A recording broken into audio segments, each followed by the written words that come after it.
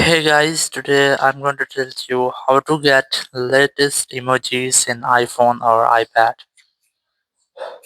If you're using any iPhone or iPad and you want to get the latest emojis, so let's see how can you do that. So the very first you have to open your settings app and you have to try to update your software. So go for general, go for software update, and you have to try to update your software if you find any pending update here. And once you have updated, your emojis or your emoji keyboard will be also updated, so you have to open the messages app, and here you have to go to messages, and then you'll find the emoji option and you will get the latest emojis here.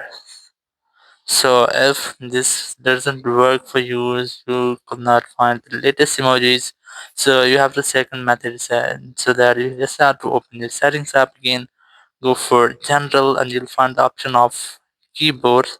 You just have to select the keyboard, then tap on keyboards option here, and here you'll find the emoji keyboard. You must have to scroll it to the left and you'll find the delete option. Simply tap on that and emoji keyboard will be successfully deleted. Now you have to tap on the add new keyboard option and then select the emoji keyboard from here, and your once you have selected, your emoji keyboard will be re-added to your keyboard, so it will be the latest version of your emojis keyboard.